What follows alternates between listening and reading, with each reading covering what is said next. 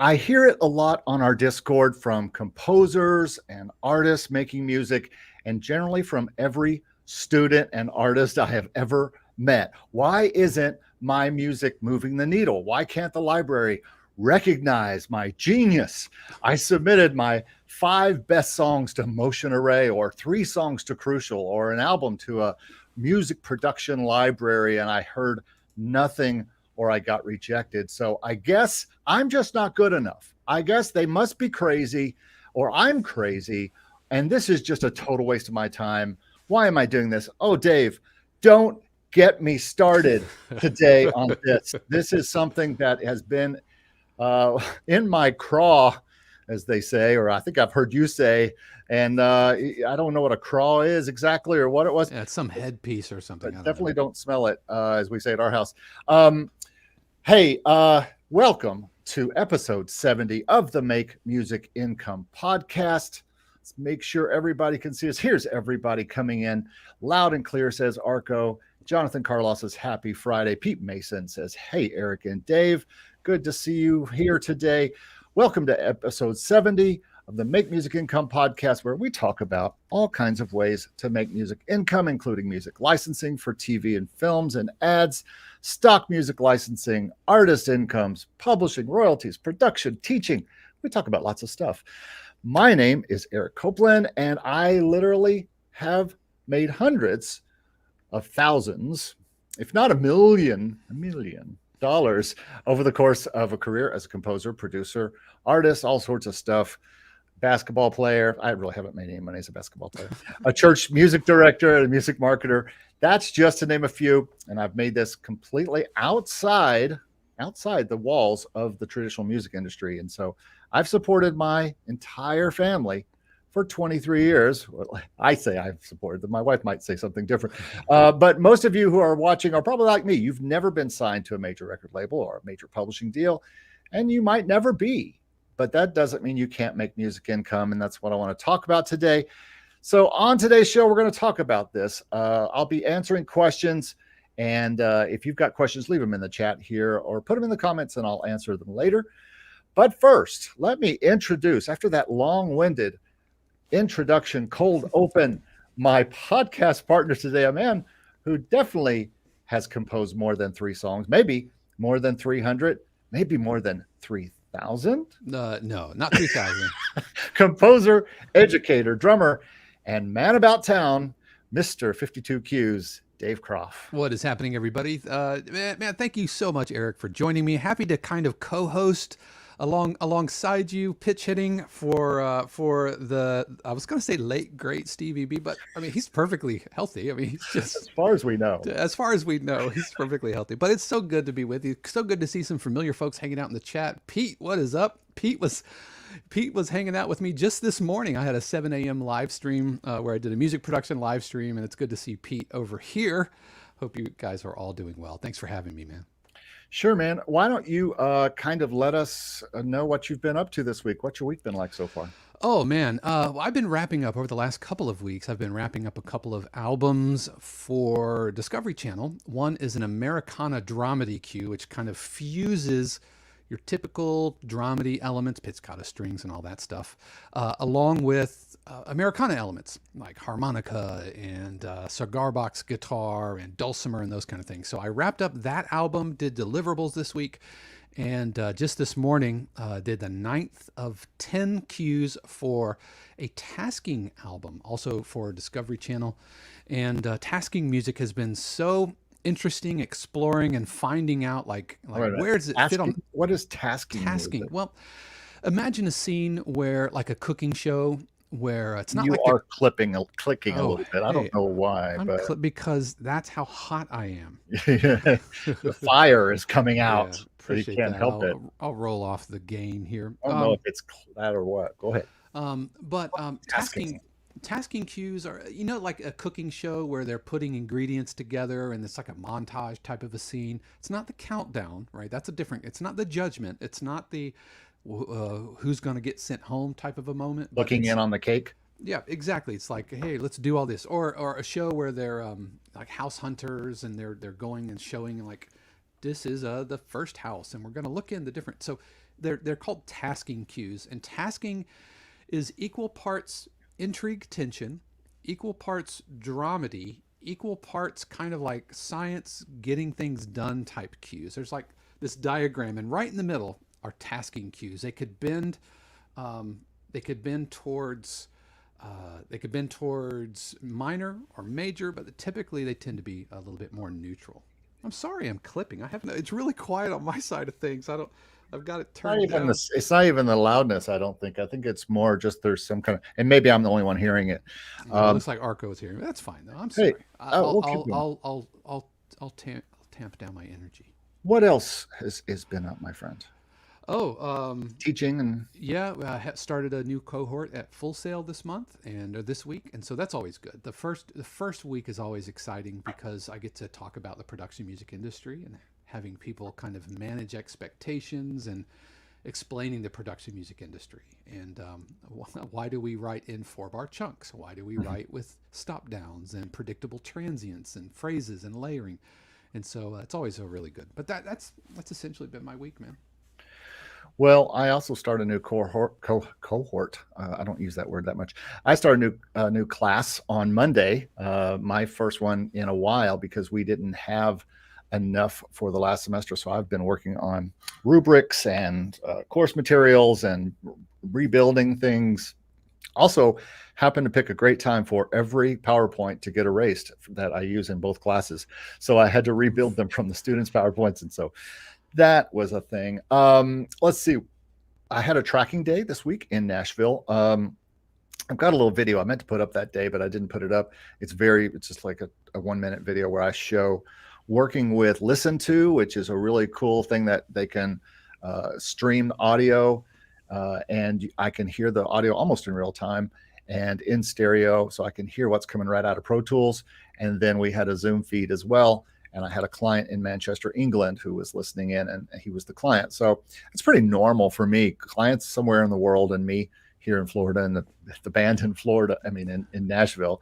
But so that went well. Let's see, I had a new video go up on Monday about symphonic distribution, which is is one of those long review videos that'll just be up for a long time. I'm hoping people will look at that. I do. Arco just said, I think you put that up in your community tab, Eric. Actually, I talked about it. I have a new community on a new subscription thing on YouTube I'm trying out. Not terribly popular so far. And I think I know the reason why is because YouTube on a phone or a tablet, you can't see the join button. There is no way to do it unless you go to a browser on computer and join someone's subscription on their site. Yeah, that's one of the reasons I haven't really explored it. I don't think it's ready for prime time quite. If everybody was on the desktop, it'd be fine, but almost no one is. And so only weirdos like me sit on watch on TV or watch on desktops. Everybody else watches on their phone. Have you thought about a Patreon instead? I'm looking at it. I can also do it straight through my store. And I use something called PayHip to sell on my ebooks and my downloads, my free downloads. I can do it through there, and so I might try it through there as well. But I've been doing like a little behind the scenes every day, just a short little video that I put up there. And I think a couple of people have looked in already. But no, this Nashville one will just be straight up on my site. It's just not very long. It's not a short, but it is short. It's just wide. I don't know. I don't know why I did it that way. But I will tell you this, Mr. Stevie B sold me his Mac Mini that he bought last year, and it is speeding things way up. Of course, you can speed way up, folks, when you go from a Mac Mini 2014 Intel to a M1 2022 Mac Mini. You can really go up. I bet you're seeing a huge increase in speed in rendering. Man, gosh, it's like night and day. Just sharing the video, it's like that versus what it was before. So it's awfully great. I finished actually some music too this week. Fancy that. I finished a classical piece I've been working on for a good long while and a corporate piece that I've been working on, and going to put those out probably this weekend. And then just a holy ton of client work. And I can say holy ton because many of them are Christian artists. But it is really a lot. It is really a lot. but anyway, been very busy besides school and just everything I do here all day long. And I've actually thought of some videos, more videos to kind of show the actual way I'm making music income and the actual things. It's there's so many incomes that we have as musicians. You talked about it a little bit in your PRO video last week, which was really good. But yeah, I appreciate the shout out, man. Oh, it was super concise and it covered all the bases. And I really like that. But listening to that, just it tells you how many incomes that you can have from so many different sources. And so that's a lot what you talked about. So yeah, rarely does the word concise get used to describe an hour and 20-minute YouTube video. not a short. Absolutely not a short. See, I'm in my own category. They're longs. That's what they are. Like today's episode, or that posted yesterday, is an hour and 20 minutes. Yeah. Oh my gosh. Yeah. Arco says he's holding a question in his chest. Should we let him ask his question? Why not? Go ahead, Arco. Well, before we get into stuff, because we're getting ready to get into it, so you better go ahead and ask your question now. And while you're doing that, I want to get into something that I'm doing here now. And by the way, we talked a minute ago about Make Music Income Daily. If you want to see what's going on with me behind the scenes, about the only way you can do it is to go to youtube.com/makemusicincome/join. A quick and easy URL to type in. I get mad at some of the people I listen to podcasts, and he's like, download my new ebook on mixing. Listen to Bobby Osinski. I listen to Bobby all the time, and he has these long, first of all, Osinski, like anyone knows exactly how to spell that. And then second of all, /this/this/this/this. I'm like, wow, that's a long. But if you want to see what's going on with me behind the scenes, how I make money every day and how I talk about it, and you can find that at Make Music Income /join on my YouTube channel. Or you can go to the YouTube channel on the desktop and click join. Hopefully I'll have another way to do that here soon. All right, I want to get to some news, Dave. I like to do news now in the podcast. I think it's fantastic. I think it's great. So let's talk a little bit about a couple sales that are on this week. And a lot of people all the time complain to me that they don't have good sounds or they want good sounds. And there's two places that when I first redid this computer, and by the way, when I redid my computer this week, I went from what I was at, which I was up there, even if it was old computer, I was still on Catalina or Big Sur or something like that. I went all the way up to Ventura and everything works. Just in. So I am super pleased that I was able to load everything back on, and I'm working today with all my things. But one of them I'm working with, and the first thing after Logic I will install usually is Complete. Actually, that's a lie. I will install Spectrasonics first. Yeah. How painful was the what is it called? Native Instruments, the Native Access. How painful was that? Not painful at all. Were you able to click like install all and just walk away? Yeah. I wasn't able to. When I got my Mac Studio back in August, and maybe it's because it's not on Ventura or whatever, but I had to do one at a time, and that was I shook my fist at Native Instruments. Maybe it's the new logo. I think they're all back now. I love that logo. I like that. I don't. I think it's so generic. Well, I don't like was it you that talked about you didn't like the way somebody talked about they didn't like the way I think it was Sanjay C. I don't know if you watch Sanjay C. But yeah. Oh, yeah. He was talking about he didn't like the way the Complete looks now with the font, but I like the NI. I think that's pretty cool. I'd love to have a T-shirt. NI, I'll wear a T-shirt on this show if you give me. I don't send me one. I'm not going to wear it unless it's like the old school like OG NI. Don't even ask Waves. Yeah, don't even ask. Oh, Waves. no. Don't even go there. I'm on their it list. So, Native Instruments is on sale, having a big sale on everything right now. And I took the bait and upgraded. I had a $200 upgrade to get Complete 14 standard. And because I'd been on some kind of version of Select or whatever when I bought this keyboard here, but I took that and I only had to pay actually $100 because it was in half. And so I got something I've been working with for now the past 3 days is Ozone Standard. And man, yep, I'm with you, baby. Right. Yeah, $99 for like Complete or Contact 7 for Ozone for everything. Mm-hmm. Yeah, They're really kind of opening the briefcase and saying, "Buy my wares." Yeah, it's no brainer. Playbox, all Yep. sorts of new things. I Mint guitar, and I think another guitar, a prime bass. I mean, just tons of stuff. And folks, even if you don't have any money to buy Native Instruments stuff, you can get their Native Instruments starter thing. I can't remember what it's called at this moment. It's called Select, I think. Yes. Well, no, Select is what you get with this. There's another one like Now or something Elements like or that. Yeah, it's like a free little starter package. You can get that.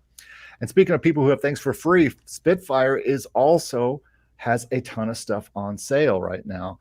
So they're doing a big summer sale as well right now. Theirs probably won't last that long, but I've so far abstained from buying anything. One thing that reinstalling every plugin you have on your machine will let you know is how much you have, and Yep. you need to quit trying to buy other stuff because you have enough. Yeah, Anne Catherine Dern has a really good video on that. She's like, "Quit buying bleep." I saw that. Yeah. So, yeah. And by the way, if you are trying to figure out, how to get stuff, I do have a whole ebook on that as far as Native Instruments, Spitfire, all the stuff you can get for free, DAWs that are free, all the stuff that is free or very, very, very cheap. And that's the tools to make music and make music income ebook. You can find that at makemusicincome.com/free. All right, my other little bit of news here, and then I'll get to Arco's question. That's burning a hole in his chest.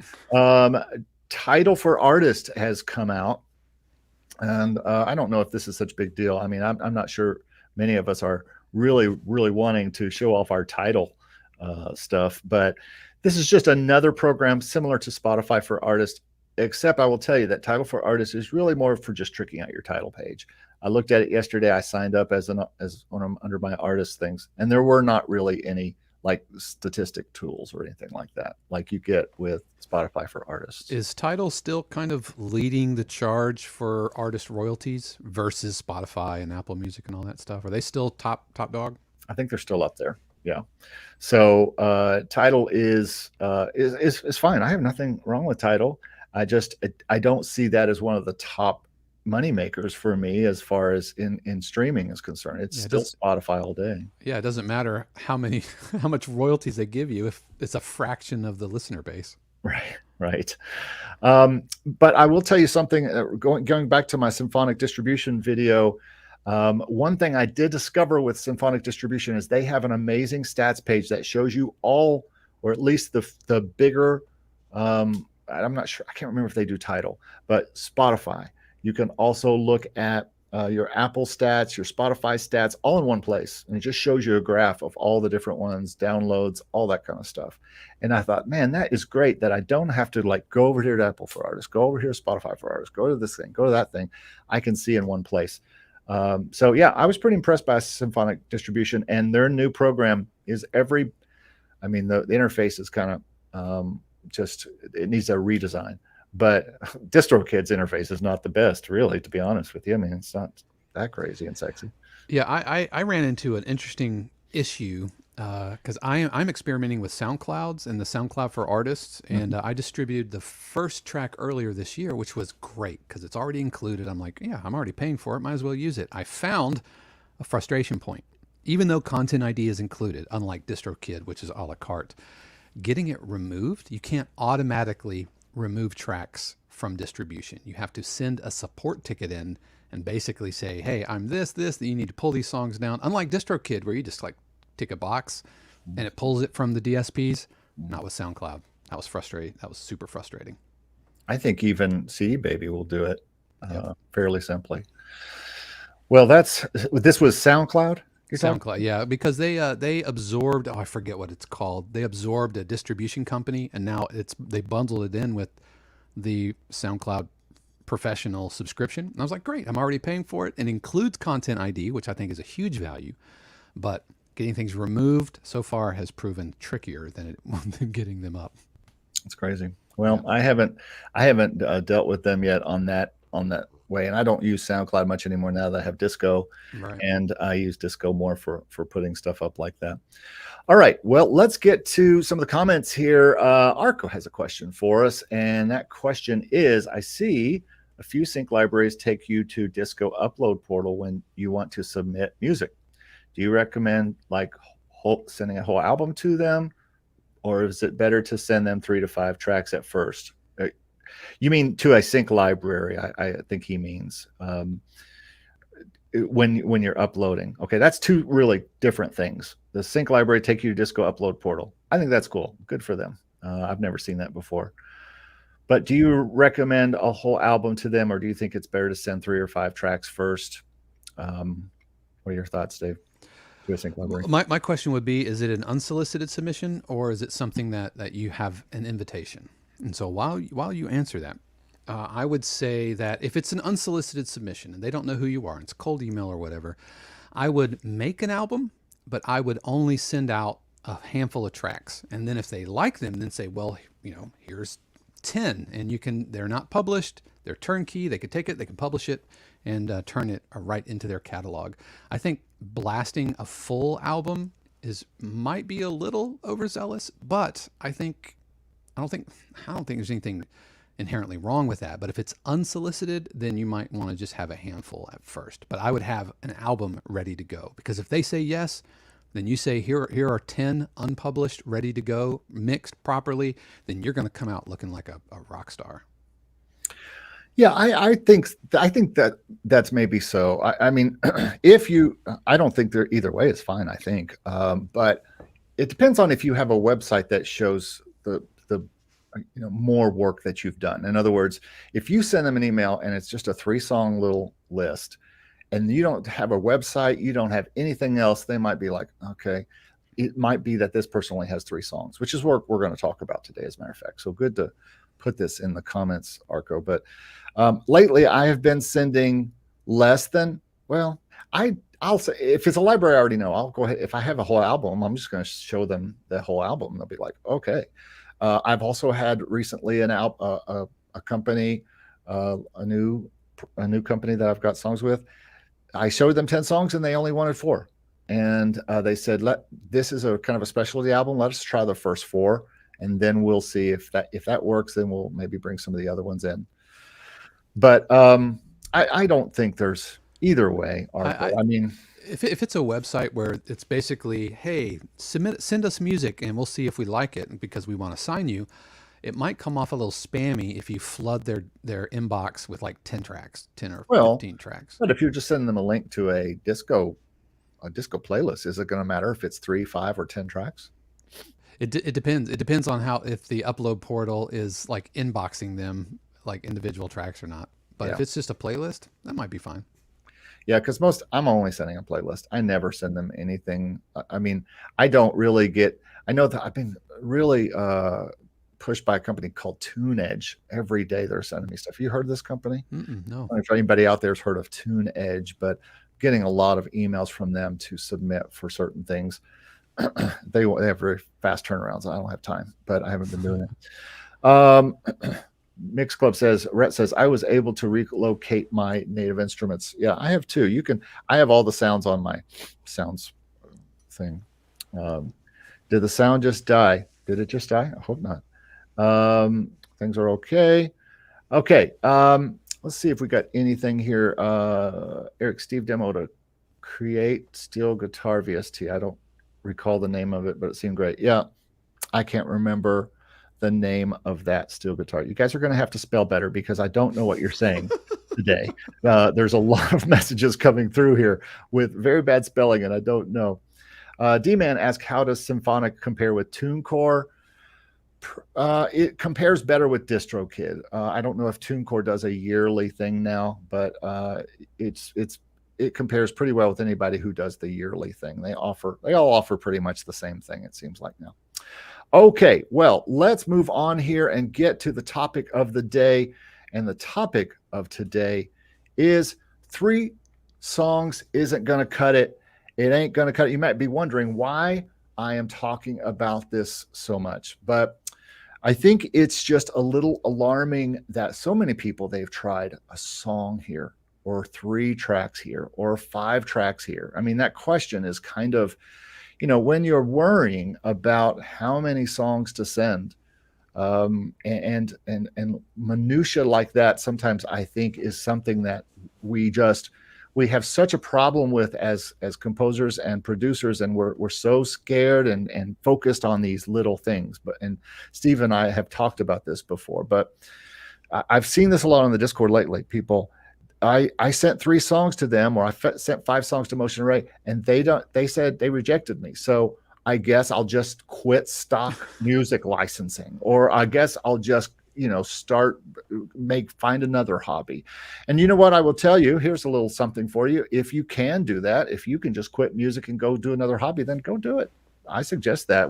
They talk about that in Nashville all the time. It's one of the things is if you could do anything else but music, you need to go do that, because we have too many people that are playing at this. And I don't mean to be crass or rough, but sometimes you just got to say it like it is. And you guys just I sent a big long message in the I think it was the stock music licensing one in the Discord this week. You've got to just think of this as a years long, decades long profession, because if you don't, you're just going to try this for a minute, like some students do when they come to our school, and they're a month in, they go, I don't think so, and they quit. And guess what? Then they likely won't be the person who gets a career in music. They won't be that person, because they found they didn't like it. I saw a post the other day where someone said they had one song that they were excited to show libraries.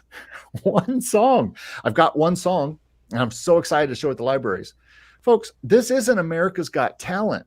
This is people looking for composers and producers that are going to work on this for a long time. They want you got to keep hitting them. It's like a boxing match. You got to keep throwing those punches, and next song and next song and next song. I think we hear about it all the time. You talk about this all the time. Mm-hmm. What's the repeat thing? Yeah, write, submit, forget, repeat. It's a game of nickels, man. It's a game of numbers, and there's something to be said about quality versus quantity. But at the end of the day, you are not going to make hundreds of thousands of dollars from one queue. It's a lot of different queues out there amongst different libraries, getting you a couple of $100 here and there, and it's the snowball effect. And so, yeah, you're looking to have hundreds of queues out and distributed before, if you're wanting to make a full-time living or even a part-time living, you need a lot of irons in the fire. Let's stay on music licensing for a minute. I have hundreds now of tracks out there in production music, in stock music, in YouTube. YouTube and on Spotify. Not to brag, I'm just saying that I have hundreds out there, and I feel hopelessly behind. I feel like I started getting into it in about 2018, super late. I didn't really get anything to libraries till 2020, really late. And I feel just so late to the party. And I think whenever you start, you probably felt that way too. Once you found out about it, you're like, wait, this exists? I can make music and get it on the masters. Yeah. I jumped in kind of like around 2012, 2013, when things were super shifting and libraries were moving away from like CDs and all that stuff to online catalogs and everything. It had been percolating for 5 to 8 years by that point. Before then, it was if you subscribed to a library as a production company, you had CDs and cassettes and records and all of that. And so I was, while not on the front edge of it, I was definitely on that first kind of big wave that came forward. But even still, hundreds of queues. And not to mention 10 years ago, the sophistication of the sample libraries and the computing power couldn't accomplish what we can accomplish today. Arco says, I don't think America's Got Talent will be happy with just one song. And my point was they will be happy with one song. My point is we go towards an opportunity like that with one great song that we're going to hope with this audition of this one song that we'll get heard of. But in music licensing, we have to have, you can't just have 3 songs or 5 songs. I know people who keep trying with the same 5 songs, and they just keep trying year after year with the same 5 songs, this company, that company, this company. Folks, you got to move on. You got to, if those songs, you've pushed them to 2 or 3 libraries, or you've pushed it to a taxi thing or whatever, put it on Spotify and make some more and do something else. I know. Go ahead. Yeah, and that's the real caveat here. Let's say a library loves them. They're like, "Yep, these are awesome, Eric. These are the best 5 songs. I can't wait to put these in my library. Now we're going to need about 20 more." Yeah. And if you haven't worked out sustainable creativity, you don't know where those are coming from, then you're not going to be able to meet the expectations of the library, because really you are not professionally ready to jump in with folks who have been doing this for 10 years, 15 years. And so while those 5 songs might be great, they're going to want more. And if you can't meet that need, then you really run the risk of kind of bruising your reputation with that publisher. Yeah. And I feel like, I have to be creating 50 to 100 different things a year, songs, cues. Yeah, I mean, that's what 52 cues is all about. Yeah. 1 cue per week, Well, and that's one of my points coming up. If this feels like, you're watching this or you're listening to this and you're going, I can barely get 1 song done a month. That's fine.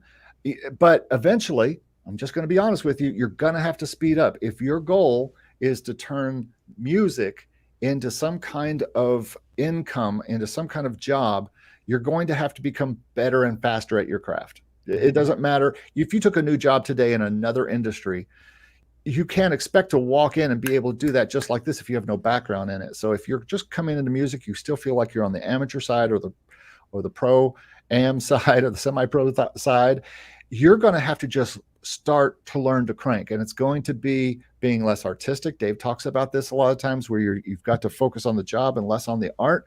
Or once you get fast, you can do both. I do both, but only because I've been doing this for 40 years, and it might be about to be 50 years in about 5 years. I've been writing songs and just daily writing things.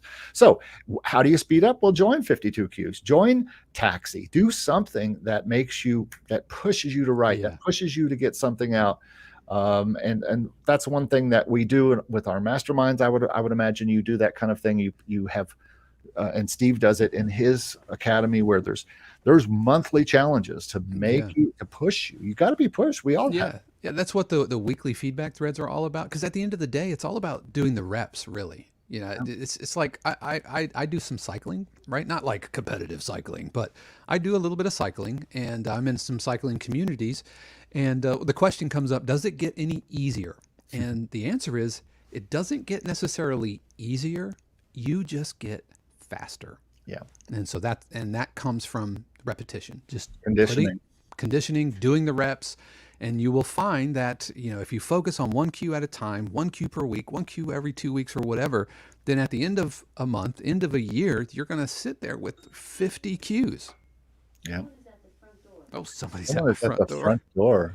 Yep. That's my ring camera. Sorry about that. So I hope it's not Arco. Okay. Pete Mason says, most cues do not need to be overcomplicated. Keep it simple and you can produce tracks more quickly. Yep. Linda Britton says, hi, everyone. The more you write, the greater the momentum, for sure. And I have students, you do too, but I have students that are just starting to learn Pro Tools, and they're like, why do we have to do exercise after exercise, lab after lab? I'm like, because you need repetition. Yeah. You've got to get in. It's got to become like, like a second. You're just able to do it without even thinking about it. Just like they can pedal and steer at the same time. Yeah, I mean, even John Coltrane legendarily would practice the C major scale in the corner before a gig for like hours. The C major scale. And that's John flipping Coltrane. So if he can do the reps, then I think you can too. The hardest key of all, says Charles Cornell. Did you see that video? No, but it is that. Yeah, the fingering on a C major scale. That's a little like. Not if you have pretty fingers. Finger breaking. No, not if you don't. I have drummer fat fingers. So if you're playing like this, yeah, it's harder. Okay, that's another video I'm going to have to do. All right, so we've talked about this kind of stuff. More than one library, more than a few songs, way more than a few songs. If you want to do this kind of stuff, where you're dealing with these kind of libraries, or even trying to make relationships and do this directly, you're going to need a large library, and you're not going to be able to just do that with a song or two. You're going to have to think that this is going to be a years-long career. And I think most people coming into music as a hobby Don't think about that. They're just having fun. They're just messing around. Somebody gave them a guitar. They found a computer program that they can do some stuff. They might have stumbled on some AI tools to make music or whatever. And they're like, hey, this is fun. Or they want to be an artist or whatever. And that's fine. But if your goal is to get songs into television, you're going to need a lot more catalog than just 3 or 5 songs or 10 or 15 or 50. I know that sounds crazy, but you're just going to have to. All right, let's move along here. I just want to touch on non-exclusive and stock music for a second, because a lot of people will send 5 songs to Motion Array, not get in there, and then be like, oh, well, apparently they don't want, I'm not good enough for this. And when really you just didn't send them the right stuff. I had a guy get mad at me this week and in a comment and say, thanks a lot for having me tell me that Motion Array liked vocal music, because I sent them 5 of my best songs and they were vocal songs and they didn't get in, and now I have to do something else to them. I'm like, and that's your fault. Clearly, Eric. Now it's my fault that he didn't get in. And I'm like, okay, you can go to Discord and share your songs with people there and get free comments about it if you'd like, or try something else, or go somewhere else with your songs. Do something else. Motion Array is not the only game in town. I will a little quick thing I just want to say to this is, feel free and remember that you're making music that people are looking for, and they're not looking for your song necessarily. They're looking for the song they need for a moment. And that means maybe holiday song, seasonal song, a classical song, some kind of focus. This is stock music they can go find quickly and cheaply, get and put into a use on YouTube or something like that. Yeah, and I talked about it this week on the 52 Qs podcast about, if you get a rejection, don't take it personally. They're not rejecting you personally. They're not rejecting, Arco, or we have the Playful Master, or Linda, or Pete. It's not like somebody dialed up Pete and said, man, I really love the song, but that Pete's a jerk, so no to Pete. No, this just it's not filling their need. Do the chefs at the Waffle House feel rejected when you choose, eggs over pancakes or waffles over pancakes? No. Even though Big Pancake, I guess, would take that personally. Well, the other thing I want to say in this is just don't be throwing your artist music up to these stock music libraries and thinking that people aren't realizing the amazing genius that you have as a pop artist, because they're not there for pop music. They're not going there. I watched a guy in an AI video, and he was making an AI video and needed a piece of stock music. He went to Motion Array. He already had a thing there. He went to Motion Array. And the first thing that comes on Motion Array with royalty music is the staff picks. He picked the first one. He just played it, says that'll do, and he picked it. He didn't start listening through to see what artistry was there. Curating a playlist. Now there are some people who do that. Maybe if they're looking for a certain song, maybe if it's a classical song and there's 5 or 6 different versions of that classical song, they might listen through and see which one works for them. But I'm telling you, folks, these people are going to go as fast as possible and find the thing they want. They got a job to do. Editors, they got, I talk about this over at Full Sail. There's a production house for Discovery Channel in Knoxville, and in any given day, they have 13 episodes of TV in production simultaneously. 13 episodes across their thousands of television properties. These editors don't have time to be like, oh, I really like this, but at 13 seconds, I don't like this. Nope. They're like, next. Yeah. Nope, not going to work. Yes. It's like Tinder. Left, right. I don't know. Which one's yes? I don't know. Swipe right. I don't know. It's good that we don't know. Yeah, there you go. But, and I know this to be true too, because I do this on the video and photo side, and I'll go there to find a video that's going to work in this music video I'm making. I want to go as fast as possible. If I'm looking for an ocean and the first one works, I'm taking it. I'm not even going to look any further. I don't care. You do the same thing. You do the same thing when you're auditioning patches in a synth library. You don't go like, oh, I wonder if this synth developer is going to take it personally. No, that patch doesn't work for you. Next. Well, speaking of next, let's go to Spotify and DSPs again. One of the things that makes me the maddest is I will be in a listener playlist on Spotify or someplace like that, and I will hear an artist I really like, and I will click over to and say, oh, I want to check out this artist. And they've got 2 songs over the past 5 years. And I'm like, come on. Or they've got a single, they put out a single every 6 months. 6 months. I you've had spent 2 years putting out 4 songs. I want to hear an album. I want to hear more from you. I think that's more of a product of some of the artist farming that goes on over in Spotify for playlist seeding, and that's what I think. That's what I think some of that is Well, personally. this is, you were doing the year of Taxi, and I've been doing the year of Spotify, where I am really trying to get as much out, like up to 100 songs this year on Spotify. About halfway there. Awesome. Doing playlist strategy. Well, not because that's going to make me a ton of money, but I just feel like Spotify or distribution in general is just a legacy type of issue. You want to be in the stores of tomorrow, you better be in the Spotifys of today, because Spotify only has the stuff that was on CDs before and was in the distribution cycle before. So I just looking decades in the future, not today or next month or whatever. But I think you've got to play the playlist strategy, but you've got to put out a lot of songs. Feel free to put out all the 5 songs that didn't get on Motion Array onto Spotify. I ask if they're doing that. I haven't really put them out any place yet. Why are you not putting this stuff out and then turn around and make more and continue this process, continued release? And if you're going to do the playlist thing or the single at a time, 6 weeks is a good turnaround for the next single, and then promote it, and then the next single and promote it. And then put all those together on an album and then promote that. Yep. Yep, the whole waterfall strategy thing where you release everything and then release 2 songs and 3 songs and 4 songs, and before you know it, you have an EP to release or an album to release down the line. So I think it's important in Spotify and the DSPs that you have a lot of songs as well there. And then, and this goes along with being an artist. Could you go do a gig with 3 songs? I mean, if you're going to go play a gig, and most gigs have 2 sets, and you're going to play 2 sets, how many songs are you going to need, Dave? At least what? If you're a jazz improviser, you need 4. You need 2 for set 1 and 2 for set 2, and we're just going to blow for 30 minutes, and you're going to like it. Okay, if we're doing Wagner, maybe we can just do 3 pieces. There you go. Yeah, Tristan und Isolde. But if you're playing any kind of pop music, or even if you're doing covers or whatever, you're going to need to have 2 sets of 15 songs, 20 songs. I remember when a friend of mine, a bass player here in town, we were going to go do like 3 do some playing out as a duo and as a trio. We were trying to get past 30 songs, and it was a lot that we had to have ready, 30 or 40, maybe even more songs.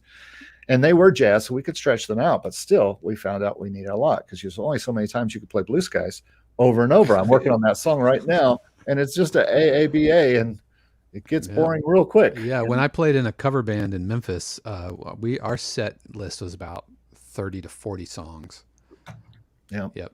Well, again, I don't really have a lot to say about this, other than if you are an artist, you'd be thinking in terms of continuing to make more music, or if you're not, you should be. And then I feel like I need to get more music out to sheet music publishing. This is something I started working on over the past few years, that if I just had more out, I would sell more. But I'm just so slow at I'm not slow at it. I have someone else help me with it. If I did it myself, I'd be really slow. But I mean, this and getting stuff out for performance, I write a lot of classical things, and those are best done with real people. Talk about, you want to beat AI, folks? Make music for people to play on stage, because AI really can do it, but that's not what's going to be happening if you're scared you're going to be taken over by AI. I don't know. How do you, and by music publishing it too, I mean making sure that everything is tied up nicely at BMI. That's not necessarily going to libraries, because sometimes they want to do that themselves. So what do you think about this? Yeah, I mean, I've got some stuff out on like Sheet Music Plus and all of that, and every now and then I get a little royalty, and I'm just like, oh, I should be writing more. This was like a woodwind trio from That Thing You Used to Know, or whatever that song was, or The Greatest Showman. And then I think opening Sibelius makes me tired, and I'm not going to do that. But yeah, if I would, it's clearly an area of the map that all I have to do is put energy into it, and it would absolutely yield returns. Yeah, I agree. And it's going to take more and more pieces, because when people go up there and they find an arrangement they like from you, they might that is a place. Those people are people who will look for other things. They won't. And here's a free tip for you. Let's say you do a sheet music for a woodwind duet, like a flute duet. Then it's so easy in Sibelius or Finale just to rearrange that for flute and clarinet and oboe and bassoon. And so you can, using one arrangement, you could create multiple versions of that, which for very, very little creative cost yields a lot of extra value for you. Okay. I told you I'd get you out of here before your next thing. We're good. Yeah, we're good. Dave's day of Zoom today. Yeah.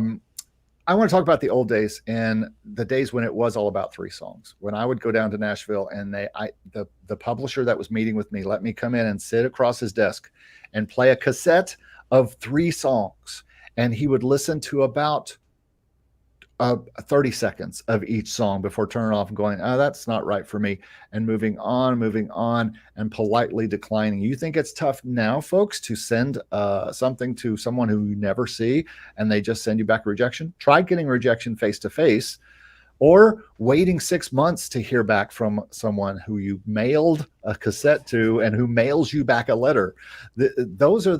We've come a long way.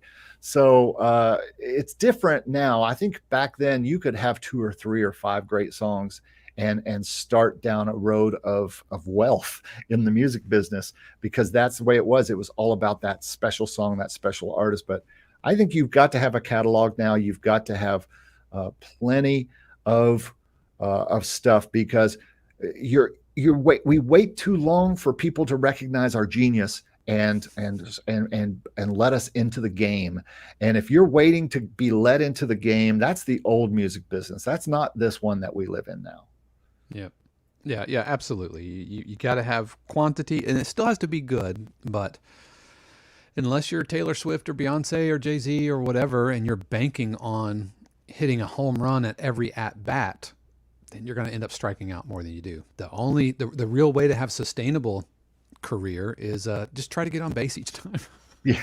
Yeah. That's the goal. Not to hit it out of the park, but just to get on base. Get as many at bats as possible. And that's what we're talking about. So let's get to the rub, as we say. Listen, I know this sounds daunting. I know it seems like a lot of work to create more songs, and guess what, it is. But you have to keep creating. You have to keep focusing on moving forward and speeding up and getting better. You have to put your nose to the grindstone, which for me is probably a good idea, and expect that this is a life's work. And you've just got to, one of the things I do at the end of every cohort, as you said, after I'm done with a set of students, I will give a speech called Keep Making Music, just trying to implore them to keep doing it. Because the hardest thing to do with you people, and I mean you people listening or watching or whatever, and I mean me and Dave, is we've just got to keep piling it up. We've got to keep making it, because if any of us stop making it, then we'll stop getting success. This is why I keep a Dory Funko Pop right on my desk. This is Dory just reminding me, just keep swimming, just so I don't want to get you demonetized. Yeah, thanks a lot. There we go. You're welcome. You're welcome. Done. Shane is in the house. Hey, Shane, good to see you. Good to see you, Shane, man. A lot of people here today. D-Man has questioned, what do you think of Reverb Nation or Taxi? 2 different places. They seem scammy.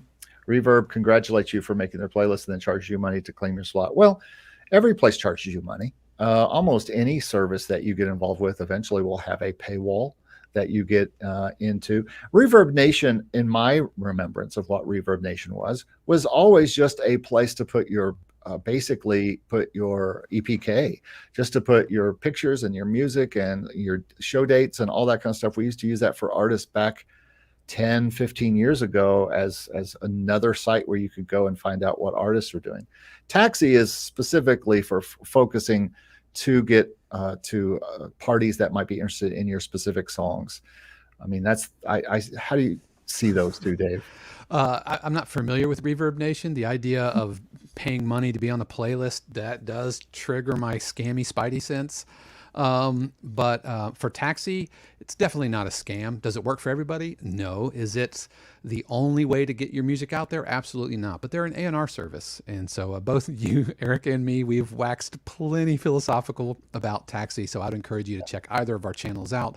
Just type in taxi and you'll find myriad videos on the subject. And likely both of us. Shane, sorry. Go ahead. No, Shane says I have the Bob Ross bobblehead, and I have a Bob Ross right here. Wow, you're twinsies. No, it's because he just reminds you just keep painting, right? It's the joy of painting. This should be fun. Sorry, I didn't mean to leapfrog over. Fluffy clouds. Matthew Harvey is here. Says we're here for the work, aren't we? And absolutely, we are. And I know you're doing the work. I see you all the time in our Discord.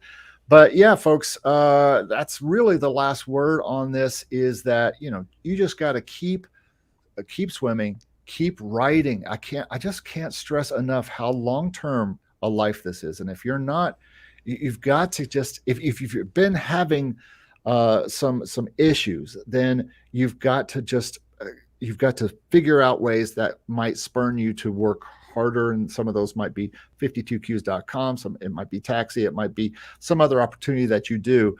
I would watch. You're going to have to probably join something to get some help at some point. All the clients I've ever worked with have paid me, but at the same time, they've gotten better and faster and all that kind of stuff. So yeah, that's the whole point here. Do the reps, do the work. Don't get so myopic about one or two cues. Don't keep refreshing your emails. Write, submit, forget, repeat.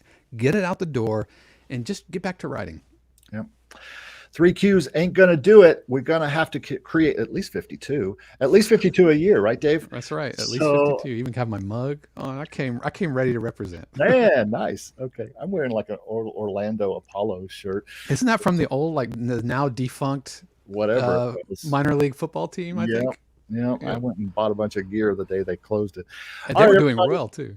Yeah. Well, everybody, that's about all we got. Wait, one last question from Arco.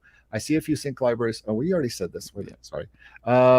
Anything else? Signature Music was in the house. Thanks for being here. Yeah, Arco, you'll be learning a lot of this stuff. D-Man, Playful Master, thank everybody for being here today. Linda, Pete, everybody who is in the chat.